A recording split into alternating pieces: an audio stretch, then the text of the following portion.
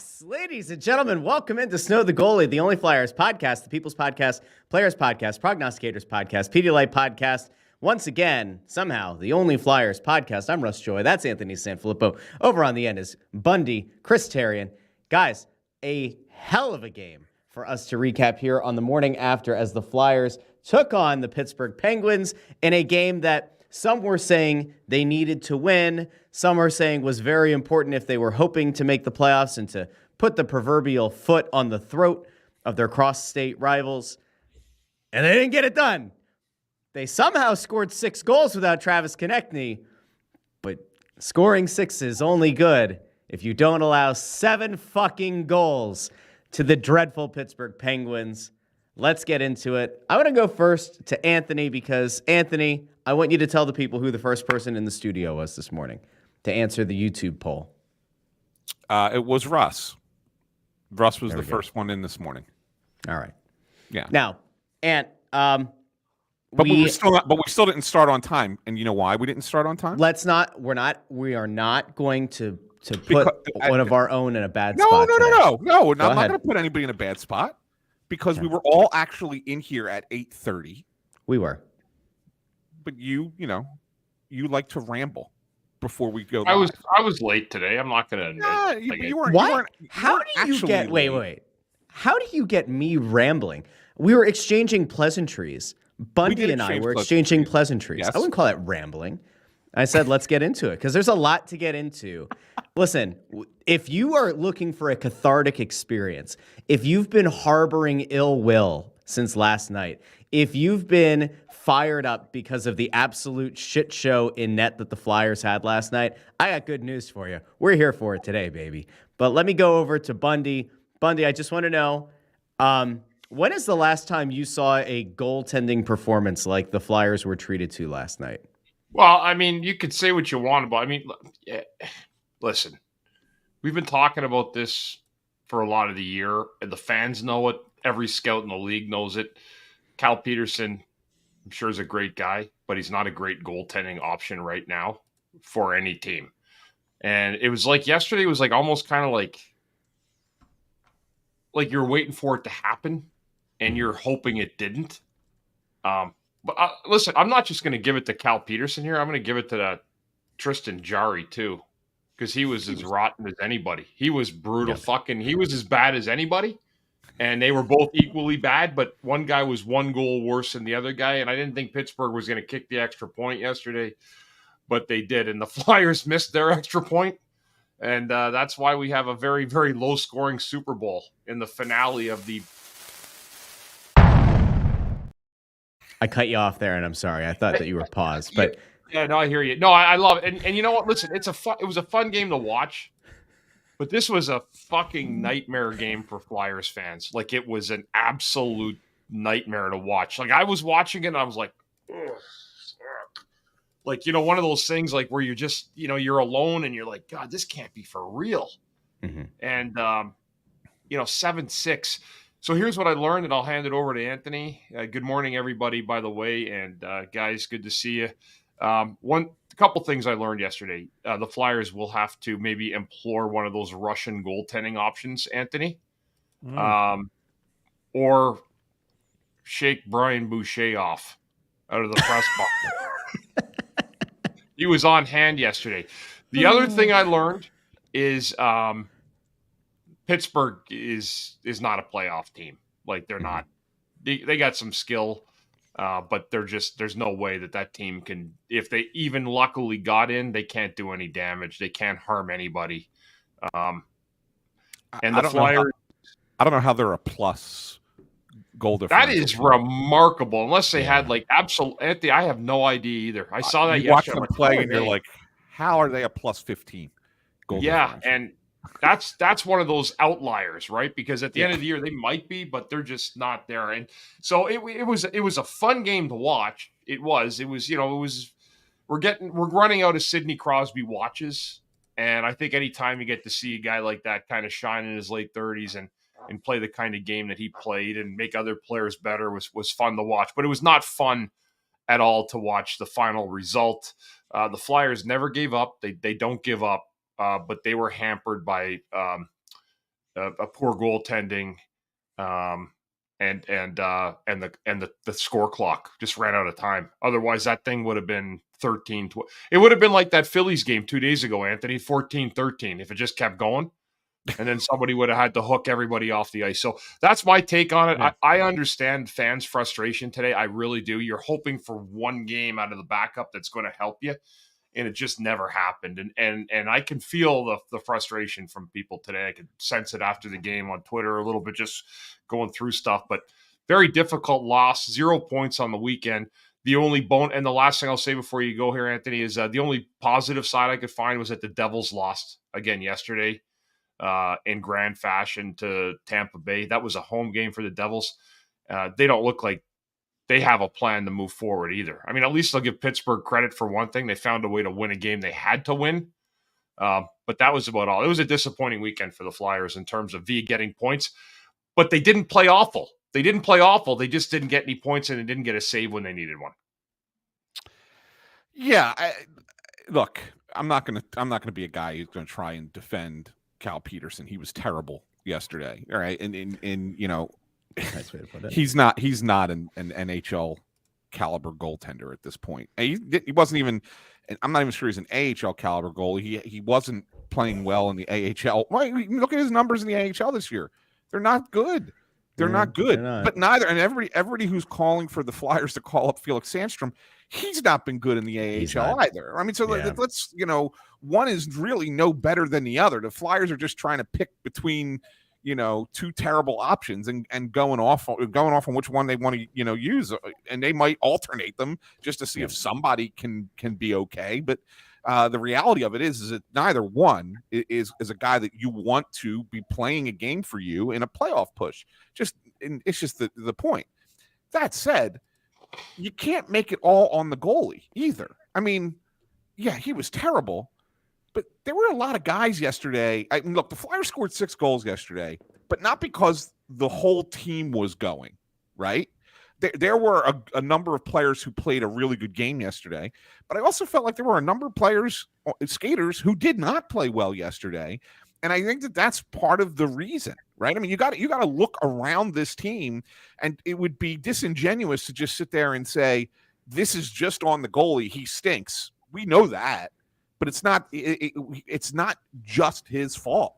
You know what? If Travis Konecny doesn't get hurt, right, and Tyson Foerster comes back into the lineup the other Saturday against the Rangers, who's the scratch? Who comes out of that lineup? Say that again, Anthony. Okay, so let's imagine Konecny didn't get hurt at practice on Friday, right? Forster was coming back to play no matter what, so somebody was going to have to come out of the lineup. Who would have come out? I think it's got to be Cam Atkinson. I think he's been terrible. For the last several games, right? But even yesterday, it wasn't just him. He was bad again.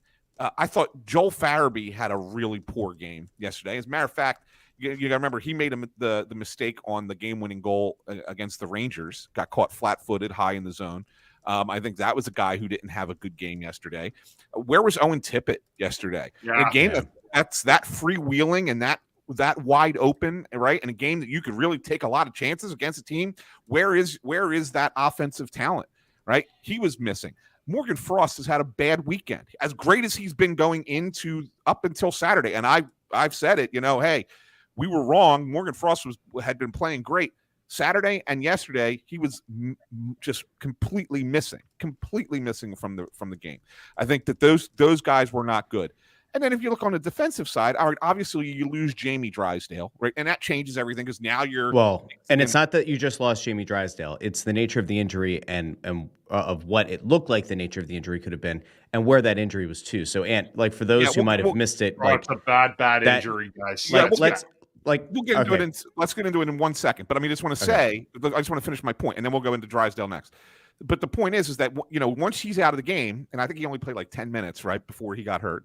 Now you're mixing and matching 5 defensemen, and one of the 5 is Mark Stahl, who did not look great in that game. And I think that changes, the dynamic of everything. So again, we can sit here and we should talk about the backup goalie situation because it's going to come up again as the season progresses, you're going to need a backup goalie. Sam Ersson can't play every game the rest of the way. So we need to talk about that. But we also need to identify that you need to call out other players as well when you give up 7 goals, because it's not just the goalie. Yeah. I mean, you know what? I think Torch should address 7D yesterday. I don't know what he was thinking. You know what, though? That Ollie Licksell had a nice game. Kid had a good game yesterday. he did have a good game. You know, You are right though, Anthony. There's a lot of defending high-end talent is a problem in terms of when you get on the road like that. Like that's one of the things that Crosby's still freewheeling around. I don't know what they do with the goaltending situation. That's a bit of a hiccup. Can they get one of those Russians over? Remember, Jonesy said it. It's actually funny that you bring that up because I have the clip here ready to go. A few weeks ago, Jonesy came on the Press Row show, which was shocking because remember, there were people who said that Snow the Goalie and the Flyers, boy, that was a tenuous relationship. It was on the brink of falling apart. They weren't promoting the show. They hate these guys. So unprofessional. Anyway, Jonesy came on the show, and we asked him because that night, Cal Peterson was in net. I forget which game it was, but Cal Peterson was in net. It was the Seattle game. Yeah. And at the time, we asked, hey, what's going to happen at backup goalie? Because there are a lot of questions. Are you confident in Cal Peterson? Where do you see it going? And this is what Jonesy had to say back then. You mentioned how Sam has been playing in net. Looks great coming out of the break. There are obviously questions about the backup situation. Cal is in there tonight. There are people asking about if Kolosov could come over at some point this year, or if that's a further down the line thing. Are you guys kind of taking a look at the backup goalie situation, considering there's a chance, the playoffs are still potentially in play? Is that a position that you're at least considering? All options are open? I would say that every game that Cal starts is an important game, and he's a big part of what we're doing right now. Right. Sam's not going to be able to play every game, so it's important for Cal to get out there and do his thing. We have a lot of goaltenders in the pipeline, a lot of Russian goaltenders in the pipeline. So I'm looking forward to watching those guys perform over here when they arrive, and some will be here sooner than later. So I think that's a big part of our future. There's no question about it. So that was on February 10th. So we are now just 2 weeks, a little bit over 2 weeks since that statement. And it was clear then that the organization was probably keeping an eye on that Russian pipeline. And the most notable thing, and the three of us all looked at each other and we said the same thing after he walked away. Interesting to note the Russian goalies and the fact that some might be here sooner than later. Now, Anthony, you put a tweet out last night that was very interesting, and you were mentioning about Minsk playing. Kolosov would appear to be the guy most likely to make his way over here from Ruski. But the question is, even if he does come over, do they have enough time to get him acclimated to the American rink? Are they going to have him start in the A, get a few games in? I say all of this under the assumption that while they've been saying rebuild, the coach is doing this a certain way, and it certainly appears as though they're not adverse to the idea of making the playoffs. Can they survive Cal Peterson for another week or 2 or 3 or however long it takes to get a Kolosov ready? Let's go there first. But what does that situation look like? Yeah, well, so first of all, the Russian season, I think, ends tonight. I think tonight is the last regular season game in the KHL. And Kolosov is playing for Dynamo Minsk, who is going to be the number 8 seed, and they're going to play Dynamo Moscow, who's the number 1 seed in the first round of the playoffs. And they're not going to. They have no shot, right, in that series. I cannot see it happening that they pull off an upset against that team. So once that season is over, Kolosov is eligible to come over here, and I think it's going to happen that he's going to come over here. But they got to get through. So they got to get through their playoffs. So it's going to go through the first week of March, right? Probably into the second week of March, and then right around the deadline is when Kolosov could technically come over. Do I think that they're going to go plug him into an NHL game? No, I don't. I do think that they're going to send him down to the Phantoms and get a few games down there, at least a few, if not, because it depends on how he looks, right? I mean, it is different playing in on the smaller rink over here. And so, sight lines and angles and everything is a lot different. So, but if he can adjust to it quickly, then maybe you think that there's a possibility that he's a guy that can play a couple games in late March or April, when you need the backup goal, and maybe you go to him then. The question I think that they need to ask themselves is, can you get to that point with what you have available to you now, which would be either Peterson or Sandstrom? And you got to look at the calendar, right? You got to look at the schedule and say, when might the Flyers need a backup goalie to come into the lineup? The first time is probably Saturday. Okay, they play Ottawa again on Saturday, and that's because they play Washington Friday night. So, who are you starting against the Ottawa Senators on Saturday, right?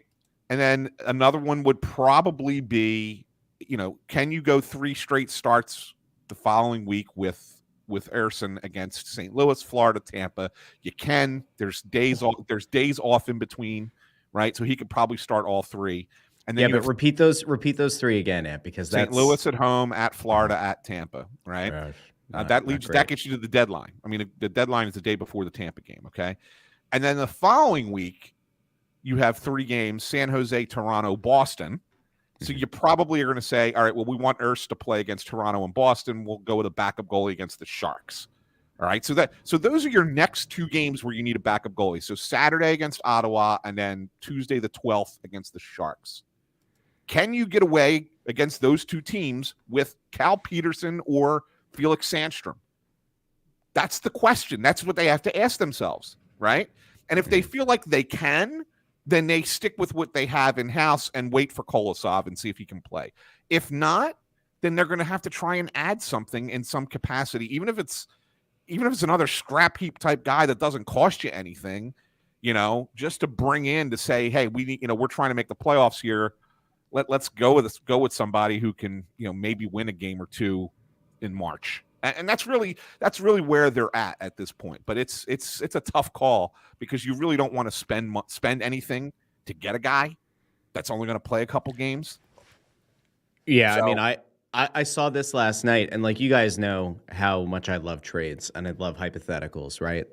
But like, I saw somebody ask on Twitter yesterday, do you trade Lawton for a goalie if you're trying to make the playoffs?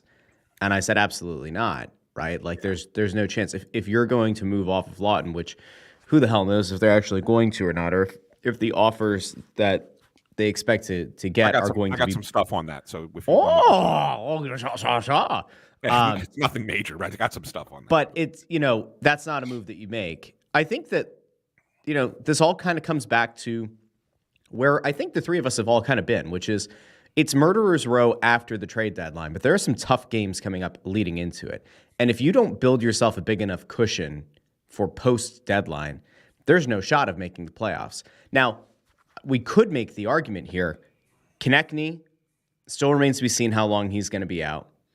Couturier has kind of been in and out of looking like himself and not.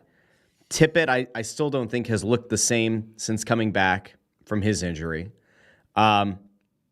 There, I think, are fair questions to be asked here about, like, if perhaps all of the injury issues they've had kind of maybe lead Briere and Jones and company to say, like, all right, this is kind of fate. Like, we're seeing how this plays out. Like, it's clear that we really do need to, like, you do the rebuild, and it's time to start selling, and it's time to start making those decisions. And I forgot the Risto injury, which honestly kind of set off a big chain of events, I think. I think it's pretty clear right now that the path has to be to sell at the deadline, but I don't see them giving up hope unless the wheels really fall off here. Yeah, it's getting there. It's getting there. I mean, but not completely there yet. I mean, you're still in a playoff spot, right? Yeah. And as Bundy is quick to point out every time we talk about this, it's so much harder to fall out of a playoff spot than it is to climb into one. Mm-hmm. And the Flyers are still in a pretty decent spot despite losing 3 of the last 4, whatever it is, right? Or very comfortable. Yeah. Yeah. They're still in a good spot. Right? Yeah. It's hard to fall out of this. And then, they're going to have a tough go, and it's going to get hairy, right? It's going to get tight here. But you're talking about teams that are flawed, that are behind you, that are chasing you, trying to catch you. And all you have to do is just not go into an absolute tailspin, complete and utter tailspin where you're losing a bunch of games in a row in regulation. I mean, that's really what you got to avoid. And for all intent and purposes, they lose these 2 games this weekend, and they were both in regulation.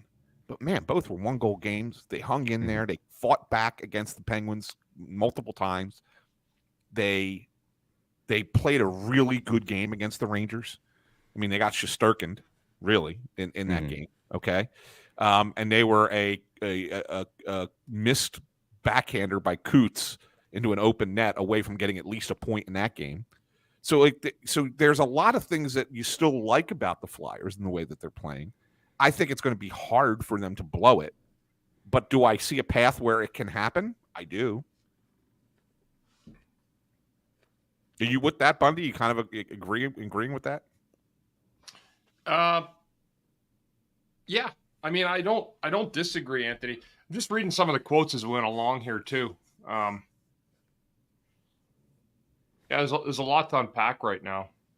I think the one thing we have to talk about, guys, is Drysdale, and what. Yeah, well, we got to get to that. Yeah, you mentioned, Russ, too, the sequence of events and chain of events that take place with these injuries, because now you're with a situation. I don't know. I don't want to. I know nothing about the Drysdale injury. I haven't talked to anybody, and I'm not big on injuries, and guys, it happens, and guys are out. I do think this injury, though, is significant. I have a bad feeling about it. The way that I saw that hit, the way his shoulder, he laid that shoulder down. The dead arm. He put himself in a vulnerable spot where he lunged in, kind of. People are speculating what it is. I think it's probably a separation. That's my guess. And if that's the case, he'll be done for the rest of the year, and maybe it'll take up to training camp to get ready for that. A shoulder's another bad injury too. If it's not, well, the other concern with it, Bundy, is re-injured, right? Well, he had a torn labrum in the same shoulder. Yeah, and that killed almost an entire season for him. So that's part of the concern. I mean, obviously, no one knows what the injury is specifically, and I'm sure he has to get testing done today, and maybe we'll get a better update a little later. But man, I can't imagine that he's playing right away. I can't. I'd be stunned if I did. Someone said too, is he injury prone? No. I mean, obviously early in the year, I mean, you can't say he isn't. I don't know if he is, but the one thing that you look at is that's probably how Danny ended up getting the other first round pick with him. For Gauthier. Second round. Yeah, second round pick was probably because of the injury situation. So that's why they had to, because one was the 5th pick, the other was a 6th pick. Might trickle down a little bit, and one's an NHL player, but that's why they had to give up a little bit extra. Yeah, and I always don't like using the words injury prone, right? Because I mean, you guys are. That was kind of fluky. That wasn't. No, it's not even that. But you guys play a sport that's an incredibly physical sport, right? That there is contact, and contact injuries can happen to anybody, right? What the thing is I think we get caught up by saying someone's injury prone is, if you have a recurring injury, then that maybe you are prone to that injury happening repeatedly. So I think that's a possibility, but I don't necessarily think if a guy is hurt a number of times, but one time it's a shoulder, one time it's a knee, one time it's an ankle, whatever it is. I mean, I think it's bad luck. But I don't necessarily think that it means that they are prone to injury, if that makes sense. Can you have a recurring injury that you can say is, makes you a little bit more prone to it? Yeah, sure. And I think in this case, I think it's fair to look at the shoulder because, hey, he's had this injury before, and now he just took a big hit right directly to where it was before. And, who knows if it's the same thing, if it's not the same, we'll see. But, another thing I want to say is I had zero problem with the hit. Right? I mean, Bundy, you tell me if I'm wrong, but I thought that was a great hit, a clean hit. It's partly on Drysdale that he had to take such a big hit because he was in a weird spot the way he was trying to play the puck there. But 100% to me, that's a clean hit, and I had zero problem with it. I think it's just another one of those hits that it happens, and you're just more upset with the outcome than you are with the hit itself. You know, I'll tell you one thing you won't be upset with, though. That's our fine friends over at Packhorse Moving Company. Because listen, if you're hoping to see Kolosov later this year, perhaps we can get our friends at Packhorse Moving to get involved and get this man over here faster. Or maybe we can help get Cal Peterson sent to Lehigh Valley, or can they send him to Reading? Can we just leave him in Chocolate World and hope that he finds his way through beautiful Hershey, Pennsylvania? I don't know. But our friends at Packhorse Moving are the go-to when it comes to moving. And as we always say, they're the number one moving company in the tri-state area. They don't say that, but we do. If you're looking to move, give them a call at 877-309-7225 and use our promo code SNOW. Why? Because you get $77 off your next move. And we had a brilliant idea on the Press Row show the other day. If you're a parent of a college student out there right now, and little Johnny's going to be coming home in a few months, little Susie is going to be moving from her on-campus dorm room that are nicer than like pretty much everybody else's house, right, with the luxury bathrooms. Have you guys seen the dorms? Bundy probably has. But like all these like new dorms, I remember when dorms were like small and like kind of gross and nasty. Now they have like ensuite bathrooms. You used to have to share. You have to like share with 70 other people. The guy who like would go through 2 cans of hairspray. Never mind.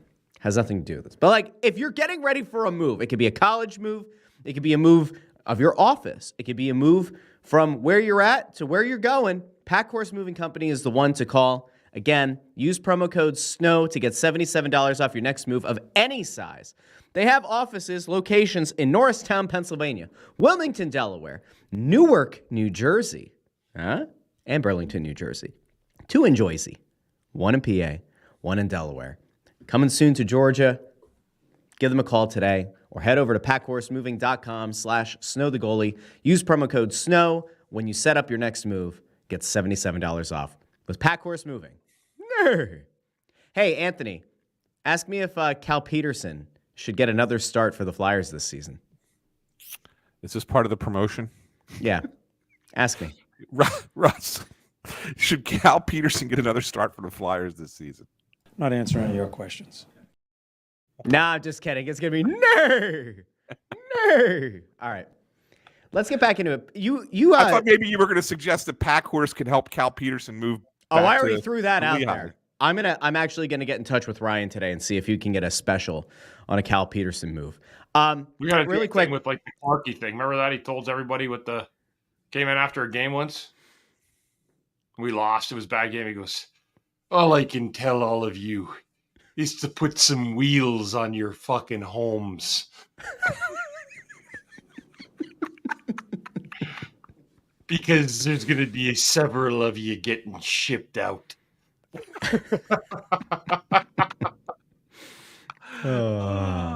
And really quick before we continue, Brandon Ficara was asking, when you were in college, did you hold your pee the entirety of your stay? Because as we know, you need to use the stall.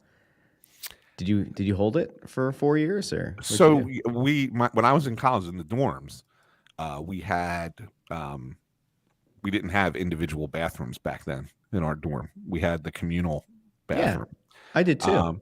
But you should see now. Most of these, you have like each. This is dorm how I can room tell you has didn't their pay own attention to anything I just said. You're just saying the same shit I just said. Yeah. So we had the communal one, but we had stalls.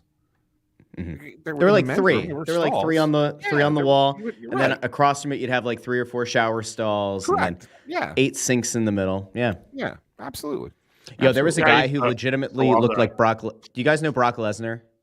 Of course, I know who Brock Lesnar is. Yeah. So there was a guy, I shit you not, Ramsey Hall, Westchester. Yeah, no, Russ, I've never fucking heard of him. Okay, well, fuck you.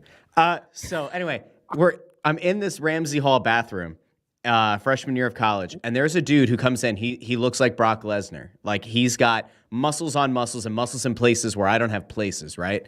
And he's got a big back tattoo, just like Brock Lesnar. He has a little mohawk. Huge dude, tiny little mohawk, right? Like a little faux hawk. This guy legitimately put 2 full cans of like the small hairspray and then went out that night. But like, I've never seen, like, I walked in, I got hit with the cloud, and I was like, what the hell's going on? And what is it?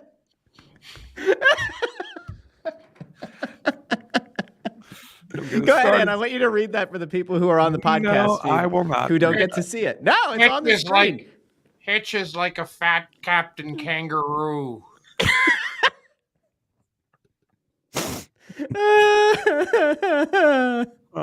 Don't get started. Don't go down that path. Captain Kangaroo can actually tie his skates. So Let me give you by my. the way, this is really good. Flyers Cup. Speaking of bathroom stalls, see the spelling there? Nice. That dude was skating like he was constipated yesterday. Listen, and is it fair to say that anything that the Flyers had hoped they would get for Mark Stahl at the deadline has come and passed?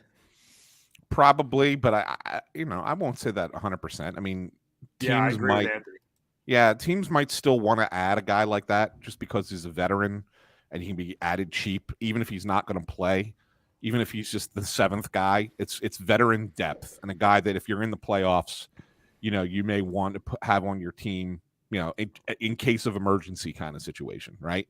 Yeah. And knowing that he's been willing to play that role this year for the Flyers. There's value to that. And it may not be of great value. It may be a 6th round draft pick or something, right? But there is value there. Oh, we lost Bundy. He disappeared. Where did Bundissimo go? He just disappeared. He just went off the screen and went, Dove Bundy. Bundy. He just disappeared. Bundy, come back to us. I don't know what happened. Anyway, he's probably figuring it out on his end, tech-wise. But anyway, I did want to mention, because I did bring it up, the Scott Laughton stuff. The only thing I can add to it currently is the Flyers ask. Here comes Bundy. He's coming back now.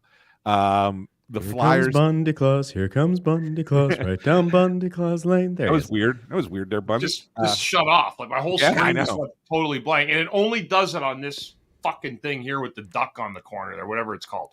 Because you know what? Yeah. Every time I turn it on, it just goes off. Not our for no fine good friends reason at at all. Packhorse Moving. They have a horse. It's not the horse. It's not the horse. It's the duck. We're a fucking zoo. We're a farm. There's a duck and a horse. There's a chicken in the middle. Yeah, no. Anyway. Laughton. Yeah, as far as that's concerned, the Flyers are setting a higher price for him. For Laughton. Then yes, that. So in other words, the teams are not offering what the Flyers want yet. That doesn't mean that they won't. They certainly can.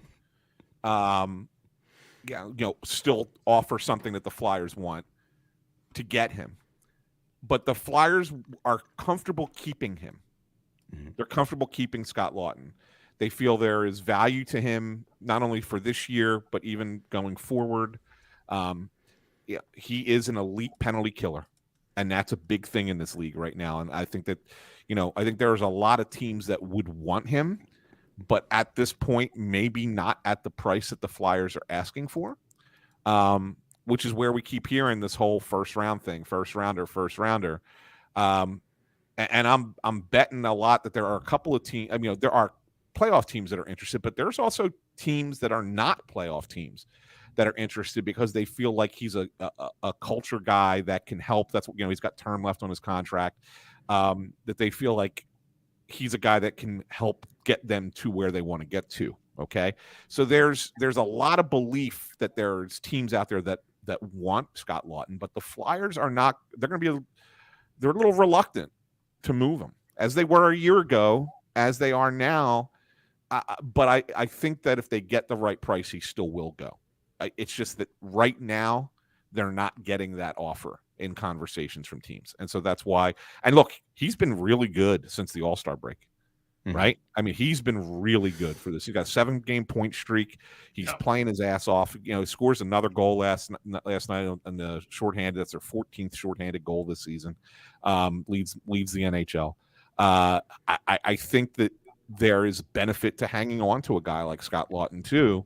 But will a team get desperate? There's not a lot of forwards out there. I mean, Gensel's probably going to be the guy that gets traded at the deadline that maybe draws the most attention in Pittsburgh, assuming he comes back, and he's still hurt. Assuming he comes back, he's probably the guy that everybody's going to want. And beyond that, I mean, what are you looking at forward? Like, what else is going to be out there? Yeah. I think it's going to be. I honestly don't think it's going to be a big deadline for the NHL, and just in general, I don't think you're going to see a lot of bigger names go. I think it'll be a lot of smaller moves.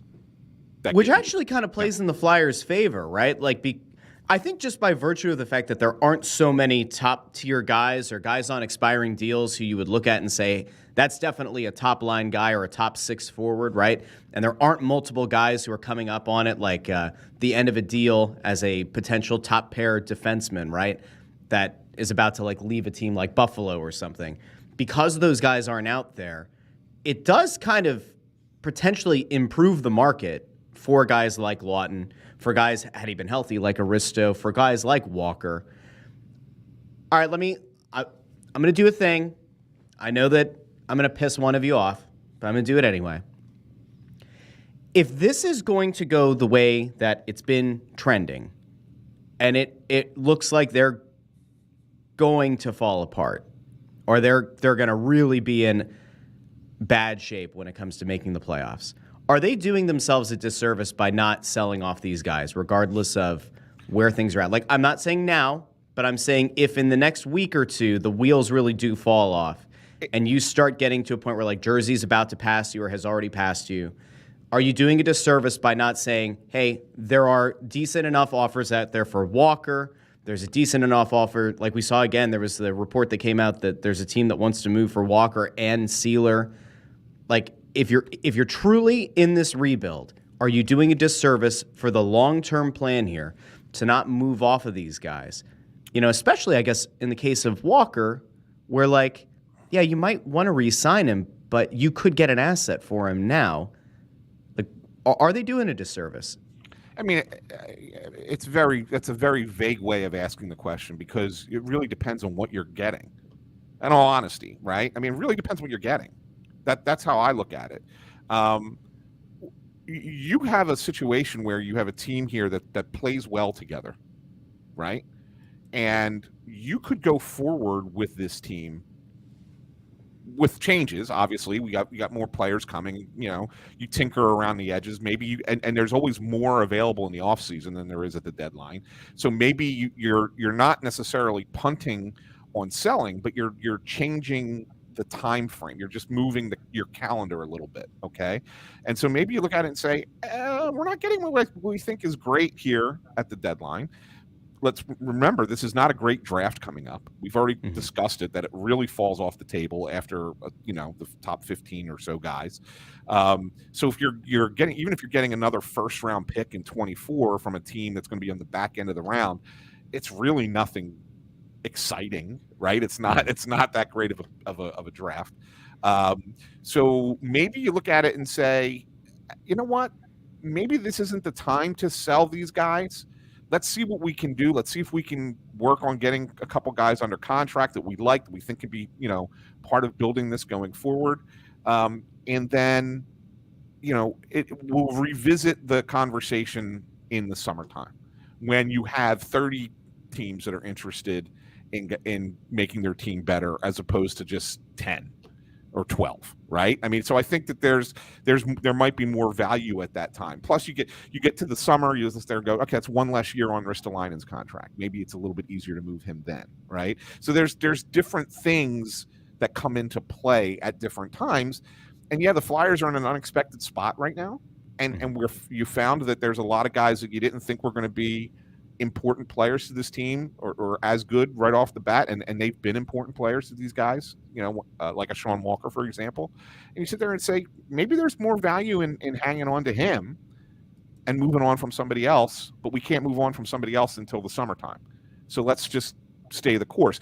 I think that there's a way to look at it from that perspective and not be disappointed if they don't sell here at the deadline. That's not to say that they won't, because you never know what teams are going to come, what other teams are going to come and offer you.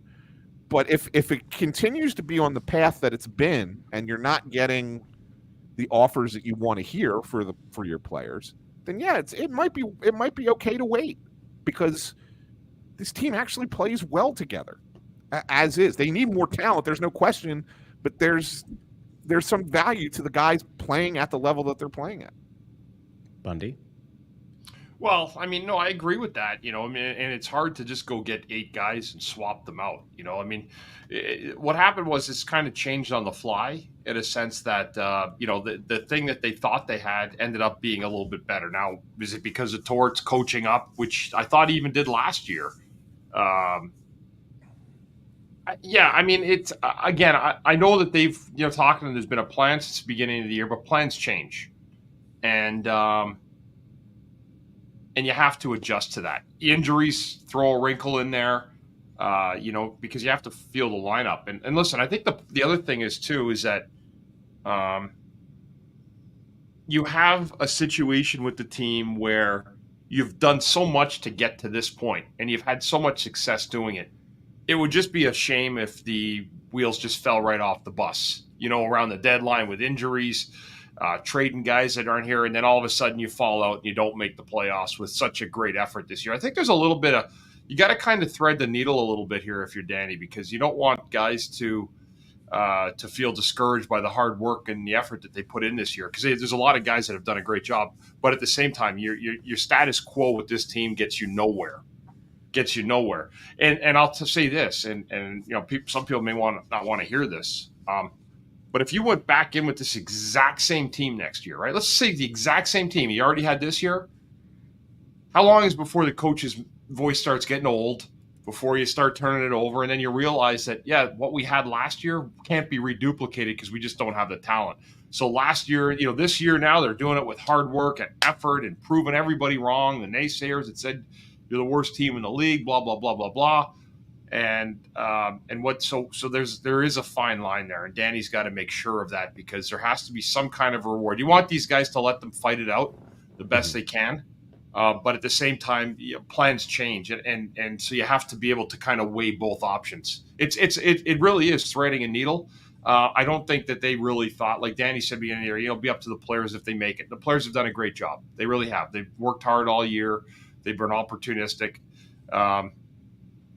But we'll have to see what happens. What I still believe, and I'll say it again here, I think they're going to make the playoffs. I do. I think they're too far in that it's going to be hard for them to fall out.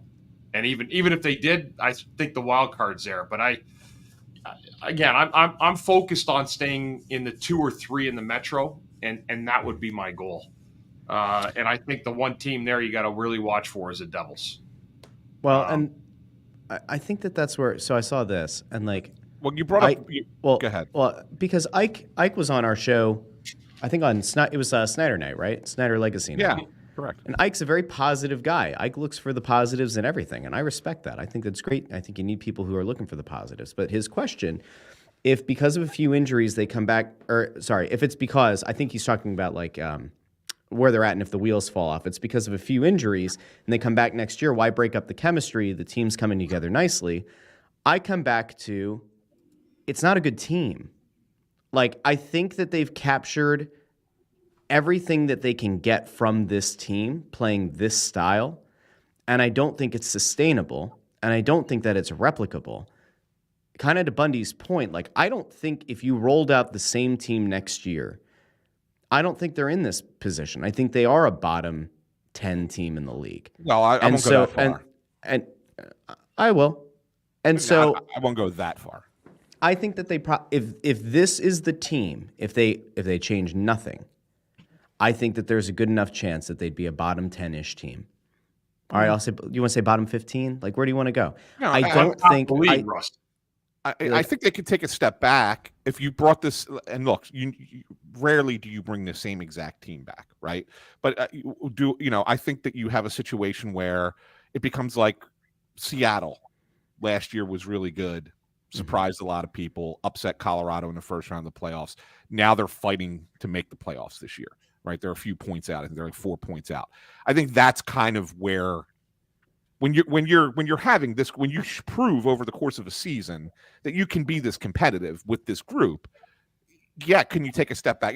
You're not going to plummet right down to being a bottom feeder in the league. You're probably right in that same spot where you're fighting for a playoff step back, where you're chasing it a little bit as opposed to being chased like they are right now.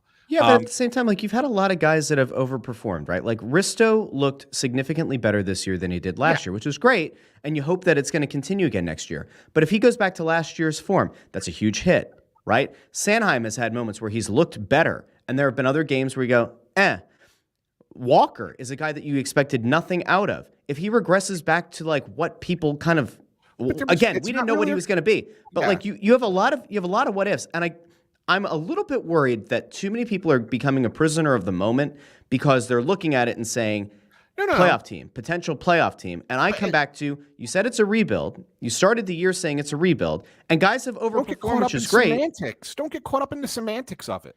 I'm getting caught up in what they said. I'm going off of what they said. It can still be two things can happen at the same time. You can be rebuilding the team, and they could be pushing for a playoff spot. Just because you're pushing for a playoff spot does not mean that you can't be rebuilding. You're not able to do the thing that I think they had talked about, which is you have to have some good picks. No, they need elite them. talent. They have 2 first-round picks this year. They have 6 picks in the first 2 rounds over the next 2 drafts. Like, I mean, that's more Where are than the most 2 picks going to be in the first round this year, though? Probably both in the middle. Mm-hmm. Okay. You can't control that, Russ. And this is why and I fought with you many times about this.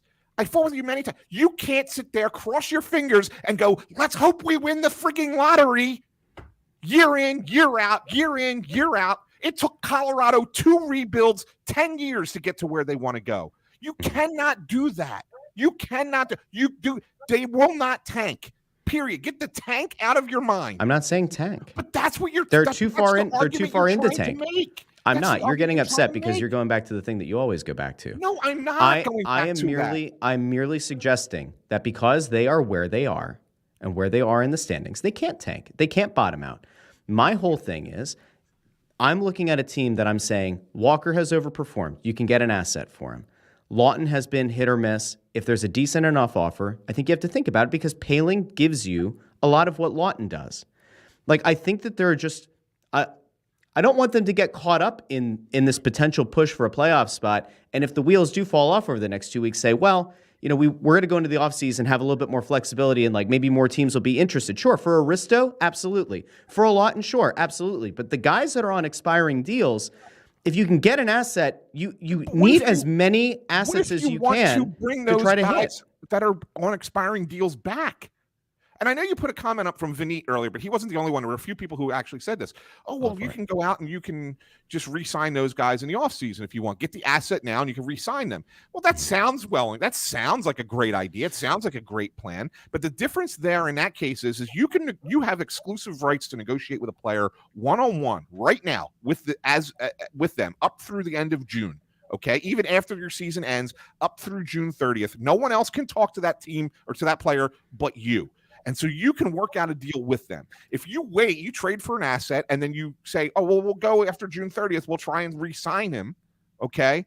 There are 29 other teams that are going to compete with you for that player, right? And now you might be able thinking, okay, we can re-sign a Sean Walker for, let's say $4.5 million a year. But maybe someone else looks at it and goes, we'll throw him the extra money. We'll give him 5.5. And now all of a sudden you don't have that player. And now let me ask you, let me finish my point. Now all of a sudden you're saying, okay, well, now we got to rely on kids who played all year in the AHL, and we think that they could be NHL players, right? Mm-hmm. But now next season you're going with both Andre and Adder, let's just say for kicks, okay? Sure. That those 2 guys are the guys that come up instead, right? Are you then moving forward, or are you taking longer to get to where you ultimately want to go?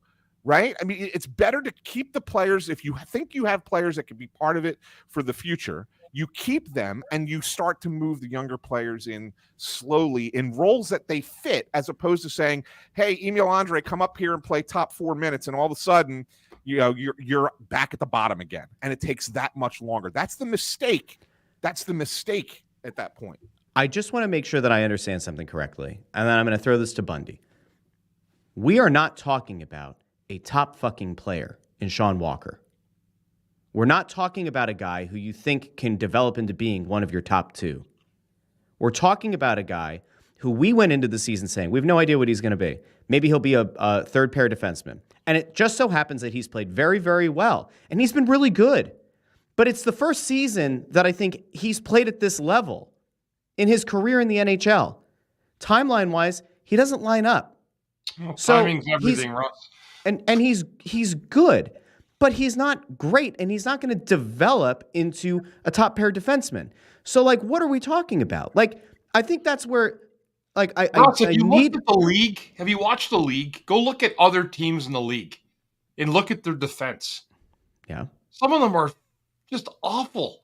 Like, there's too many players. We've talked about this. You can't, every team's not going to have 6 or 7 great defensemen in a league with 32 fucking teams. It's just not going to happen. And that's why these teams are struggling to find another goalie, more defensemen. Teams that are in contention need to find a defenseman. Listen, my issue with Walker is he's probably 2 years ahead of where, like, age-wise. Age-wise. Yes. If he was 27, no-brainer. It'd be a no-brainer. You'd absolutely do. And that, I want there to be a clear distinction here, Ant, because we always argue about the plan here. But, like, he is a perfect sell-high guy. And I get what you're saying about, hey, another team might want to pay him $5 million. Or maybe a team comes in the offseason and they want to pay him more. That's fine. Because, answer me this honestly. Does losing Sean Walker fundamentally alter this team's ability long-term to compete for a Stanley Cup? No, but does it? But when you say long-term, but here's the thing, Russ. What is long-term? Is long-term 10 years from now? No, I'm saying as they want to flip the switch in a few years to be and start what they think is going to be a contending window. So say 2 to 3 years from now, yes, they want to flip. It fundamentally alters within 2 to 3 years. You can't find a guy who can be a second pair defenseman. Can you find in the next 2 to 3 years? Can you find him? Sure, you can't develop one of these guys in the pipeline. You can't draft it. Who's going to be a second pair defenseman within 2 years within the pipeline? I don't know. You think Andre or Bonk? Who are their two? Bonk's probably their top defense prospect. Bonk seems to be having himself a nice little thing here, but we're talking 2-3 years away. I don't know.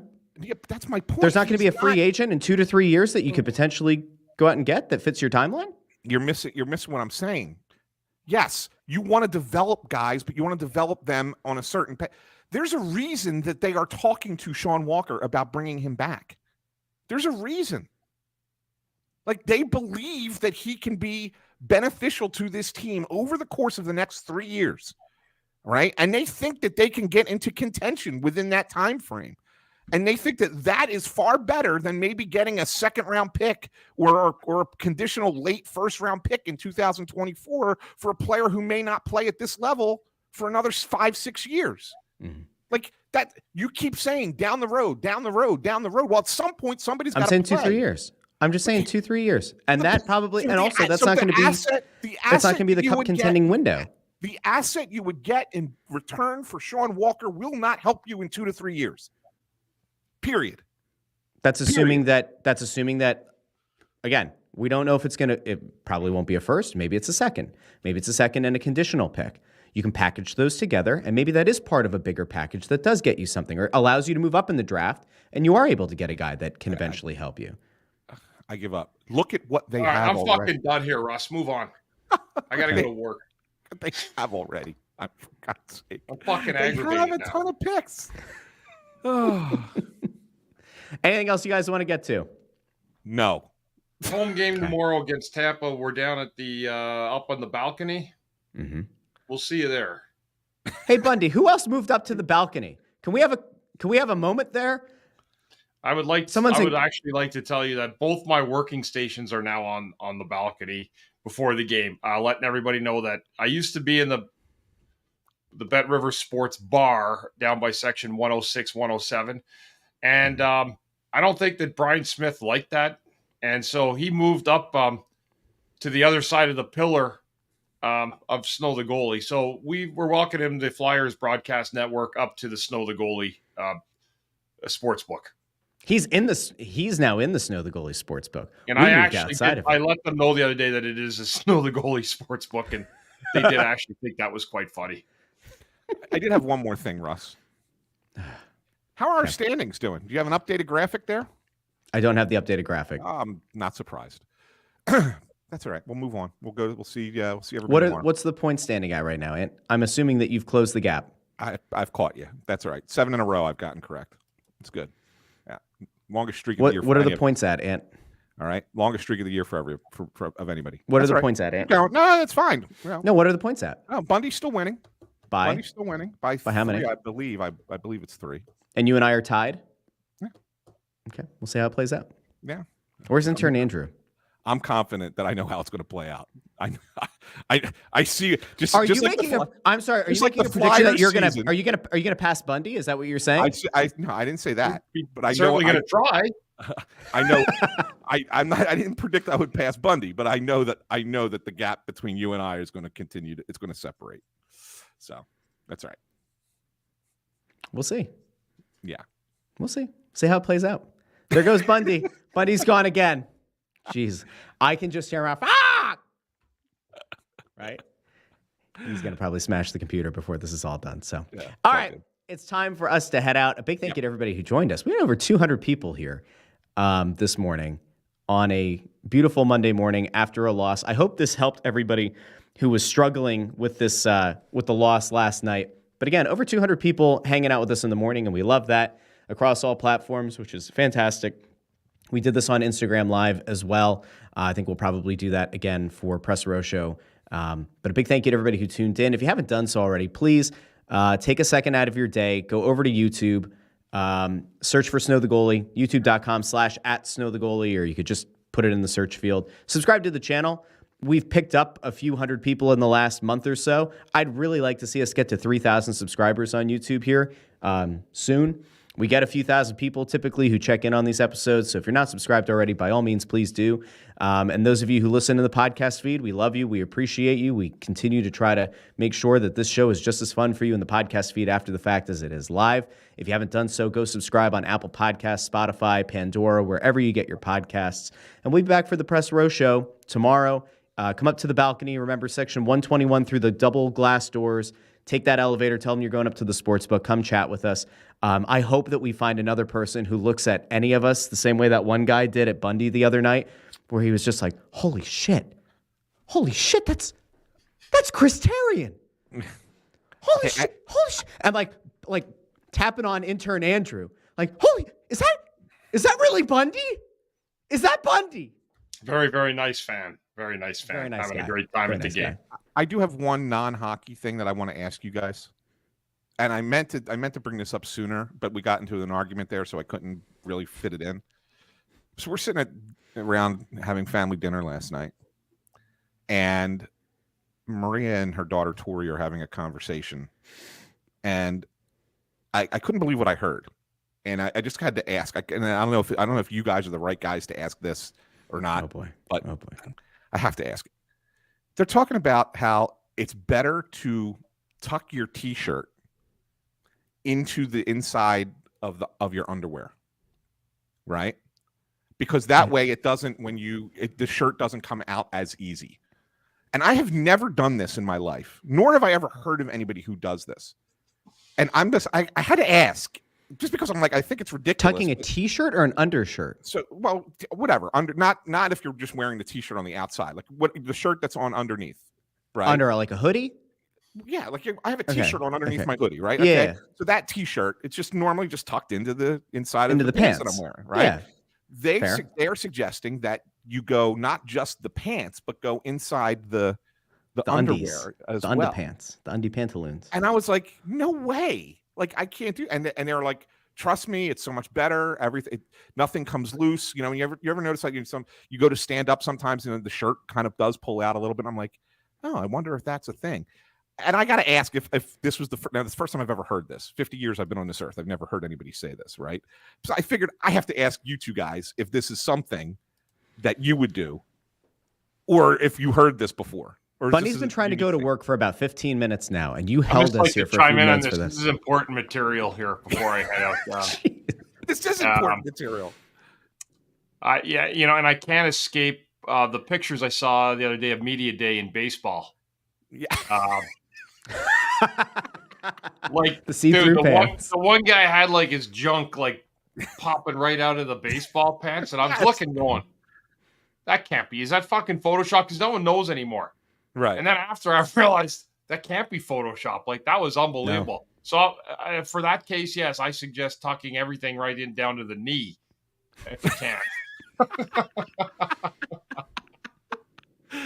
Jim, you see, that's the thing, Jim. I agree with you. Nothing should be like the undies. That's the thing. Like that's the comfort fit on your body, and you should have something kind of in between it, right? That kind of make it. That's the whole point. I don't know. Yeah. Brandon Ficaro asked me how long did I look. It didn't matter how long you looked. You didn't have to look long because it fucking stuck out like a sore thumb. Are you talking about the picture where the guy was bent over, or the Giants player holding the bat with the? Yeah, the guy he had a 2-1 count. If you know what I'm saying. Yeah, for him, there it's 6 balls and 2 strikes, huh? Oh, jeez. And now HC's right. Aunt's fiance. Let's correct this. Just brought a whole new hardship to her life. Now she's going to have to not only get skid marks out of his underwear, but his shirts also. HC. How dare you? A long time listener. Cryptic Cowboy also says, I bet Hitch tucks. So, yeah. No, that doesn't belong in your underwear. It doesn't. That's weird. They need to. That's just not good. They say they do it. They've been doing it all the time. You can't do that. That's weird. Very strange. Okay, guys, have a great day. Got to roll. All right, everybody, have a great night out there. We'll talk to you on Tuesday here on Snow the Goalie, the only Flyers podcast. Thanks for watching. We'll talk to you soon.